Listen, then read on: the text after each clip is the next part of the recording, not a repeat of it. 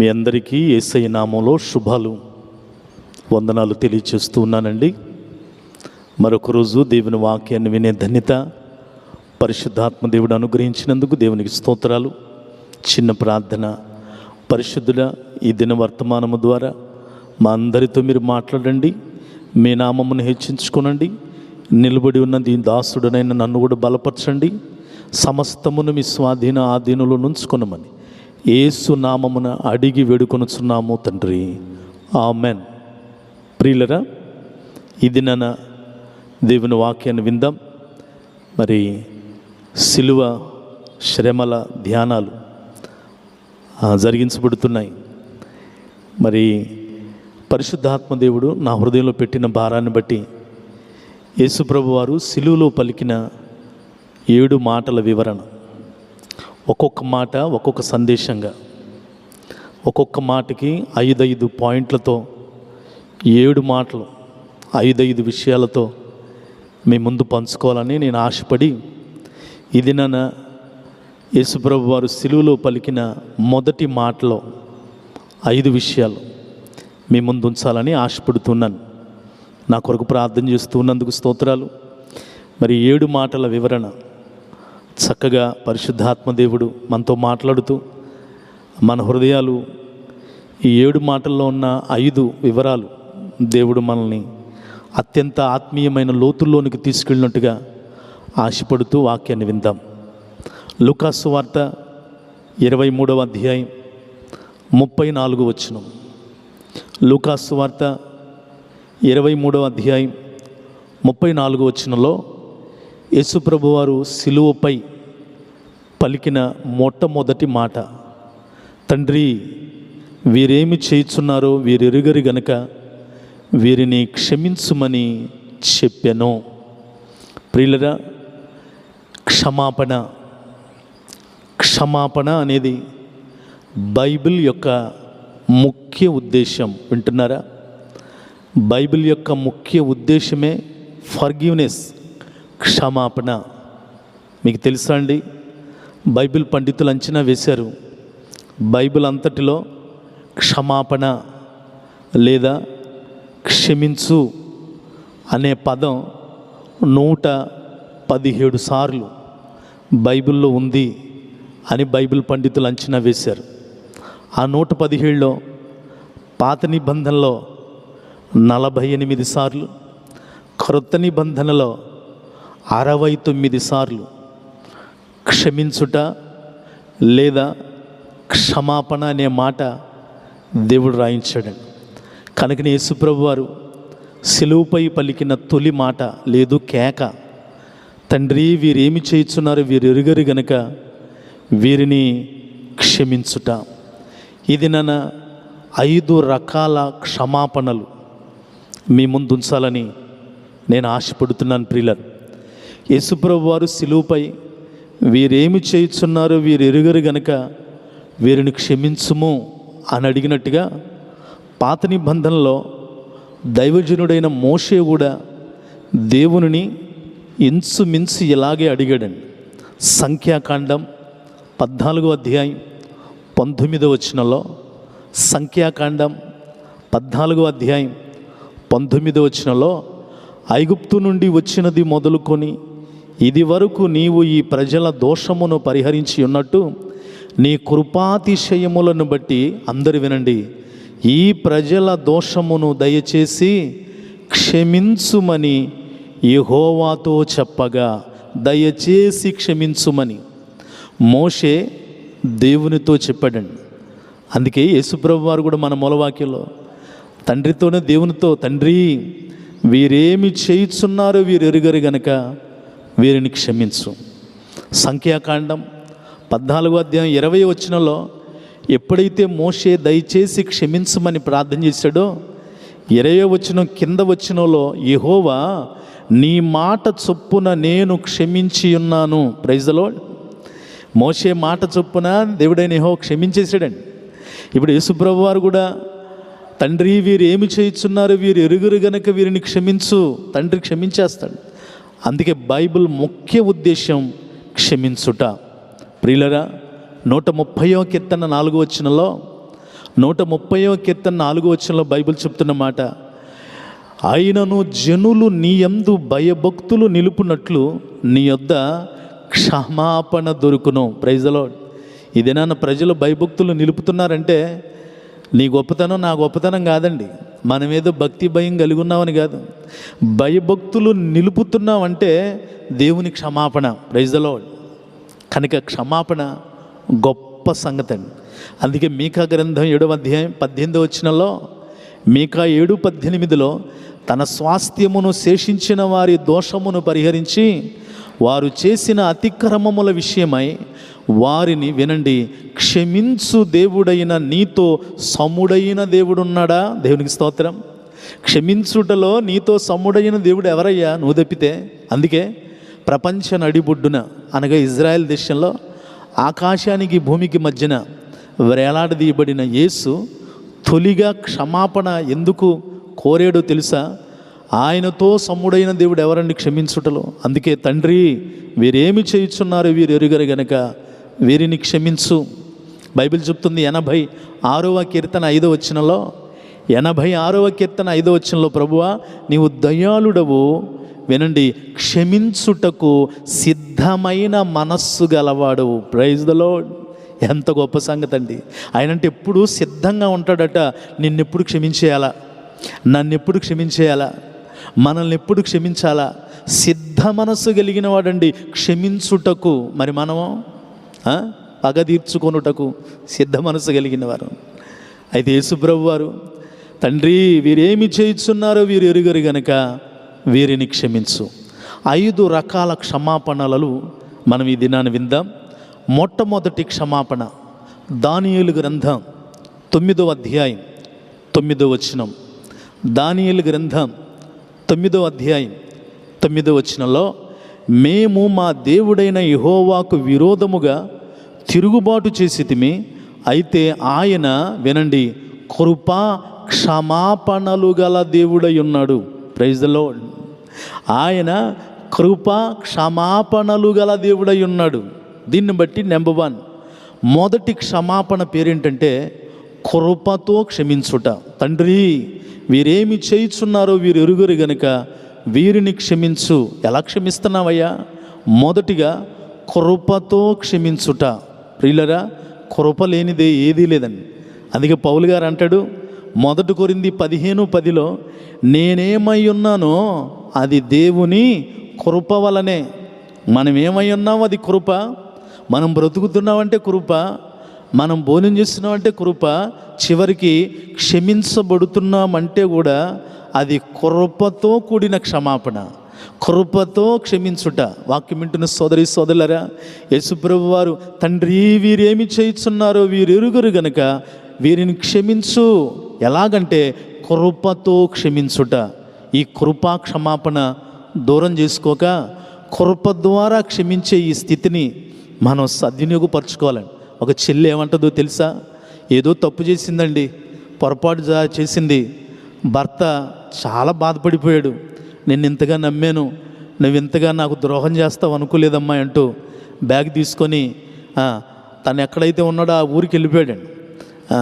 ఈ అమ్మాయి కూడా తప్పు తెలుసుకొని వెనక్కి వెళ్ళిపోయి తన భర్త పాదాలు పట్టుకొని అంటది, అయ్యా ఏదో పొరపాటు అయిందయ్యా, ఇక జీవితంలో నీకు తలంపులు తీసుకొచ్చేటట్టు నేను నీకు బ్రతకను, ఈ ఒక్కసారి క్షమించయ్యా, ఈ ఒక్క తప్పు కాయ్యా, ఈ ఒక్కసారి క్షమించయ్యా. భర్త పాదాలు పట్టుకుని బోర్ని ఏడిస్తుండే. భర్త దగ్గరికి తీసుకొని కన్నీళ్ళు తుడిచి ఏమన్నాడు తెలుసా? తప్పులు లేనోళ్ళు ఎవరు లేరులే అమ్మాయి, కానీ తెలుసుకున్నావు కనుక క్షమిస్తున్నాను, కలిసి ఉందాంపా అని. మళ్ళీ ఎక్కడైతే కాపురం చేస్తున్నారో ఆ ఊరికి వెళ్ళిపోయారండి. చక్కగా ఇక జీవితంలో తప్పు చేయలే. ఆ అమ్మాయి నా భర్త కృపండి అని అంటుంది, కానీ దేవుని కృపండి కదండి. కృపతో క్షమాపణ, క్షమించబడడానికి యోగ్యులం కాదు, కానీ కృపే, కృపతో క్షమాపణ. తండ్రి వీరేమి చేయుచున్నారు వీరు ఎరుగరు గనుక వీరిని క్షమించు. క్షమించటం, ఎలా క్షమించటం? కృపతో క్షమించటం. నెంబర్ 2, రెండవదిగా ఎలా క్షమించుట. ఎఫెసీయులకు రాసిన పత్రిక 1వ అధ్యాయం 7వ వచనంలో, ఎఫెసీ 1:7 దేవుని కృప మహదైశ్వర్యమును బట్టి ఆ ప్రియుని యందు ఆయన రక్తము వలన, వింటున్నారా, ఆయన రక్తము వలన మనకు విమోచనము, అనగా మన అపరాధములకు క్షమాపణ, మన అపరాధములకు క్షమాపణ మనకు కలుగుచున్నది. దేవునికి స్తోత్రం. రెండవ క్షమాపణ లేదా రెండవది ఎలా క్షమించుటానంటే అపరాధములను క్షమించుట. Praise the lord. 1 కృపతో క్షమించుట, 2 అపరాధములను క్షమించుట. తండ్రి వీరేమి చేయుచున్నారో వీరు ఎరుగరు గనక వీరిని క్షమించుమంటే వీరి అపరాధములను క్షమించుము. మత్తయి సువార్త 6:14 ఉంటుంది, మనుష్యుల అపరాధములను మీరు క్షమించిన ఎడల, వింటున్నారా అండి, మీరు క్షమించిన ఎడల మీ పరలోకపు తండ్రియు మీ అపరాధములను క్షమించును. యేసుప్రభు వారు సిలువలో పలికిన తొలి మాట ఉద్దేశం అపరాధములను క్షమించు తండ్రి, వీరు ఏం చేయుచున్నారు వీరు ఎరుగరయ్యా. అదే మత్తయి సువార్త 6:15 ఉంటుంది, మీరు మనుష్యుల అపరాధములను క్షమింపక పోయిన ఎడల మీ తండ్రియు మీ అపరాధములను క్షమించడని బైబిల్ చెప్తుందండి. కనుక అపరాధములను క్షమించుట. ఎఫెసీ 4:32 ఉంటుంది, ఒకని ఎడల ఒకడు దయగలిగి, అమ్మ వినండి అయ్యా, ఒకరి పట్ల ఒకరు దయగలిగి కరుణా హృదయులై క్రీస్తు నందు దేవుడు మిమ్మును క్షమించిన ప్రకారము. ఎంత చక్కగా రాశాడండి. క్రీస్తు నందు దేవుడు మిమ్మును క్షమించిన ప్రకారము మీరును ఒకరిని ఒకరు క్షమించుడి. తండ్రి వీరేమి చేయుచున్నారు వీరు ఎరుగరు గనక వీరిని క్షమించము. ఎలా అయ్యా? 2 అపరాధములను క్షమించుట. మనిషి జీవితంలో అపరాధం లేని వాళ్ళు ఎవరైనా ఉన్నారండి? ఎవ్వరు లేరండి కదండి. దొరికితే దొంగే, దొరక్కపోతే దొరలు చాలామంది ఉన్నారండి. అపరాధాలను క్షమించబడాలంటే అది యేసుకే సాధ్యం అండి. రాష్ట్రపతి అన్నా కొన్ని సంవత్సరాలకి మంచిగా నడవడికున్న జైల్లో వ్యక్తికి క్షమాభిక్ష పెడతాడు. కానీ యేసయ్య అడిగిన వెంటనే తండ్రి వీరేమి చేయుచున్నారో వీరు ఎరుగరు గనక వీరిని క్షమించు. నెంబర్ 3, మూడవదిగా ఎలా క్షమించుట లేదు, ఎలాంటి క్షమాపణ. యెషయా గ్రంథం 55:7 యెషయా గ్రంథం 55:7 భక్తిహీనులు తమ మార్గమును విడువవలెను, దుష్టులు తమ తలంపులను మానవలెను. వారు యెహోవా వైపు తిరిగిన ఎడల ఆయన వారి యందు జాలిపడును. వారు మన దేవుని వైపు తిరిగిన ఎడల, వినండి, ఆయన బహుగా క్షమించును. Praise the lord. మూడవదిగా బహుగా క్షమించుట. వింటున్నారండి? తండ్రి వీరేమి చేయుచున్నారో వీరు ఎరుగరు గనక వీరిని క్షమించు. ఎలాగా? బహుగా క్షమించు. 1 కృపతో క్షమించు, 2 అపరాధములను క్షమించు, 3 బహుగా క్షమించు. ఆయన ఏది ఇచ్చినా బహుగానే ఉంటుందండి. అందుకే యోహాను సువార్త 15:8 బైబిల్ చెప్తుంది, మీరు బహుగా ఫలించుట వలన నా తండ్రి మహింపరచబడతాడు. మనం ఫలించాలన్నా బహుగా ఫలింపజేసే దేవుడు. ఆరోగ్యాలైన బహుగా ఇస్తాడు. క్షమాపణ కూడా యెషయా 55:7 ప్రకారం బహుగా క్షమించును. అబ్బా, అందుకే ఆయన తొలిగా క్షమాపణతోనే సిలువ మీద మొదటి మాట ప్రారంభించాడు. ఈ బహుగా క్షమాపణ, ఈ బహు క్షమాపణ నీ జీవితంలో నువ్వు పొందుకుందువుగాక. ఇది నాన్న క్షమించేవారు ఎవరండి? క్షమించడానికి కూడా హద్దులు పెట్టుకుంటున్నారు, పొద్దులు పెట్టుకుంటున్నారండి.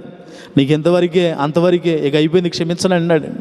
కానీ యేసయ్య అంటున్నాడు బహుగా క్షమించే దేవుడండి. బహుగా విస్తరింపజేస్తాడు, బహుగా ఫలింపజేస్తాడు, బహుగా దీవిస్తాడు. క్షమాపణ కూడా అంతే.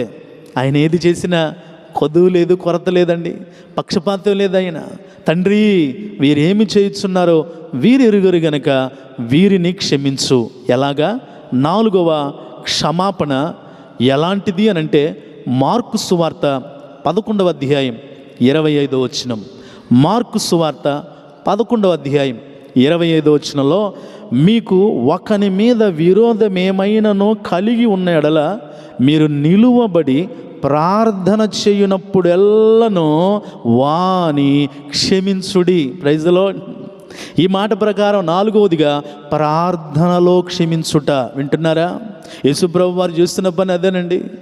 ఇక్కడ ఆయన అయితే అంటాడు, మీరు నిలవబడి ప్రార్థన చేస్తున్నప్పుడల్లా. కానీ యేసుప్రభు సిలువలో వ్రేలాడుతూ ప్రార్థన చేస్తున్నాడండి. ఆకాశానికి భూమికి మధ్యన 3 మేకుల మీద వ్రేలాడుతూ ఆయన ప్రార్థన చేస్తున్నాడు. ఆ ప్రార్థనలో ఆయన చేసిన మాట ఏంటో తెలుసా? ప్రార్థనలో క్షమించుట. తండ్రి, వీరేమి చేయుచున్నారో వీరు ఎరుగరు గనక వీరిని క్షమించు. అమ్మా, అయ్యా, నీ ప్రార్థనలో క్షమిస్తున్నావా? నీ ప్రార్థనలో క్షమించమని కోరుతున్నావా? ప్రార్థనలో క్షమించుట కొలస్సీ 3:13 ఉంటుంది. కొలస్సీ 3:13, ఎవడైనను తనకి హాని చేసినని ఒకడు అనుకుని ఎడల ఒకనినొకడు సహించుచు ఒకనిని ఒకడు క్షమించుడి. Praise the lord. ప్రభువు అంటే క్రీస్తు మిమ్మును క్షమించులాగున మీరును క్షమించుడు. ఇది నాన్న క్షమాపణ లేదండి. క్షమించబడలేకే హత్యలు, క్షమాపణ లేదు కాబట్టే గొడవలు, క్షమించలేకపోయే మనసు లేదు కాబట్టే అల్లర్లు, గొడవలు, ప్రశాంతత లేదు. ప్రపంచమంతా అల్లకల్లోలం అయిపోవడానికి కారణం ఏంటో తెలుసా? క్షమాపణ లేదండి. అందుకే బైబిల్ ముఖ్య ఉద్దేశం ఏంటంటే క్షమాపణ. అందుకే 7 మాటల్లో తొలి మాటలు యేసుప్రభు ప్రారంభించింది కూడా క్షమాపణ. తండ్రి, వీరేమి చేయుచున్నారో వీరు ఎరుగరు గనక వీరిని క్షమించు. అందుకే జైల్లో ఉన్న ఖైదీలు కూడా రాష్ట్రపతులకి ఏం పెట్టుకుంటారు తెలుసా? క్షమాభిక్ష పెట్టయ్యా, క్షమాభిక్ష పెట్టయ్యా. దేవాది దేవుడు అందుకే మొదటిగా క్షమాపణ, అదే ప్రపంచాన్ని ఏలుబడి చేస్తుందండి ఈ దినాన. 5వది ఆఖరిది వినేసి మనం ముగించుదామండి. తండ్రి, వీరేమి చేయుచున్నారో వీరు ఎరుగరు గనక వీరిని క్షమించుము. ఎలాగా? ఇప్పటివరకు 4 క్షమాపణలు. 1 కృపతో క్షమించుట, 2 అపరాధములను క్షమించుట, 3 బహుగా క్షమించుట, 4 ప్రార్థనలో క్షమించుట, 5వది ఆఖరిది మత్తయి సువార్త 18వ అధ్యాయం 21వ వచనం. మత్తయి సువార్త 18వ అధ్యాయం 21వ వచనంలో బైబిల్ చెప్తుంది, ఆ సమయమున పేతురు ఆయన యొద్దకు వచ్చి, ప్రభువా, నా సహోదరుడు నా ఎడల తప్పిదము చేసిన ఎడల నేనెన్ని మార్లు క్షమింపవలెను? 7 మార్లు మట్టుగా అని అడిగాను. మత్తయి సువార్త 18:22లో అందుకు యేసు అతనితో ఇట్లా, నేను 7 మారుల మట్టుకే కాదు 70 ఏళ్ల మారుల మట్టుకు అని నీతో చెప్పుచున్నాను. Praise the lord. 5వది ఆఖరిది ఎలా క్షమించుట అంటే 1-2 సార్లు క్షమించటం కాదు, 70 ఏళ్ల మారులు క్షమించుట. Praise the lord. కృపతో క్షమించుట, అపరాధములను క్షమించుట, బహుగా క్షమించుట, ప్రార్థనలో క్షమించుట. ఎప్పటి వరకు అంటే 5వది ఆఖరిది 70 ఏళ్ల మారులు క్షమించుట. అంటే లైఫ్ లాంగ్ క్షమించటమేనండి. కొంతమంది 70 అని ఇంటూ వేసి 400 చిల్లర చెబుతారు. కానీ యేసుప్రభు వారు జీవితాంతం, యేసుప్రభు వారు క్షమాపణ 70 ఏళ్ల మారులు జీవించినంతకాలం క్షమించాడు. యేసు నన్ను క్షమించాడు కనుకనే ఈ దినాన నేను మీ ముందు నిలబడ్డాను. యేసు నిన్ను క్షమించాడు కాబట్టి, అందుకే యేసుప్రభు వారు పలికిన సిలువలో తొలి మాట, తండ్రి, వీరేమి చేయుచున్నారు వీరు ఎరుగరు గనక వీరిని క్షమించుము. 5 అంతల క్షమాపణ యేసు మనకిచ్చాడండి. మనం కూడా 5 అంతల క్షమాపణతో ఇతరుల మీద కూడా క్షమాపణ చూపిద్దాం, క్షమించబడదాం, క్షమిస్తూ బ్రతుకుదాం, దేవుని దీవెనలు పొందుకుందాం. అట్టి కృప దేవుడు మనకి దయచేయనుగాక. ఆమెన్. ప్రార్థన. పరిశుద్ధుడైన తండ్రి, ఈ దినాన విన్న వర్తమానం ద్వారా మీరు మాకు 5 అంతల క్షమాపణలు ఇచ్చారు. మేము కూడా వాటిని కలిగి పట్టుకొని మా జీవితంలో కూడా ఇతరుల మీద ఈ 5 అంతల క్షమాపణను కనపరుస్తూ ప్రభు నిత్యము నీ చేతుల్లో ఉండే కృపను దయచేయండి. యేసు నామమున అడిగి వేడుకొనుచున్నాము తండ్రి. ఆమెన్. Praise the lord.